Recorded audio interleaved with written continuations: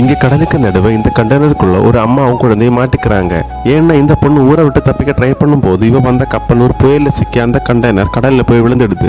அப்போதான் அந்த பொண்ணு வச்சிருக்கிற போன் எடுத்து பாக்குறா. பார்த்தா போன் ஃபுல்லா தண்ணி பட்டு டேமேஜ் ஆயிடுச்சு. ஸோ அந்த கண்டெய்னரை விட்டு எப்படியாவது வெளியே வரணும்னு ட்ரை பண்றா. ஒவ்வொரு டைமும் இவ ட்ரை பண்றா, பட் எல்லாமே ஃபெயிலியர் ஆகுது. ஆனா இவளோட குழந்தைக்காக எப்படியாவது வெளியே வந்து ஆகணும்னு முடிவு பண்றா. இப்படியே நாள் ஆக ஆக அந்த கண்டெய்னருக்குள்ள தண்ணியும் அதிகமாகிட்டே போகுது. இவளுக்கு குடிக்கிறதுக்கு தண்ணி கூட இல்லாம பசி மயக்கத்துல இருக்கிறா. அப்படி இருந்துமே அந்த குழந்தையோட முகத்தை பார்த்து மறுபடியும் விடாம தப்பிக்க ட்ரை பண்றா.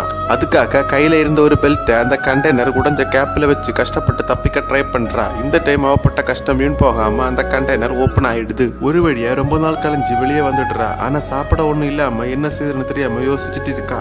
அப்பதான் இவளோட குழந்தையோட வேஸ்ட் போட்ட இடத்துல நிறைய மீன்கள் வந்து சாப்பிடுறத நோட் பண்றா.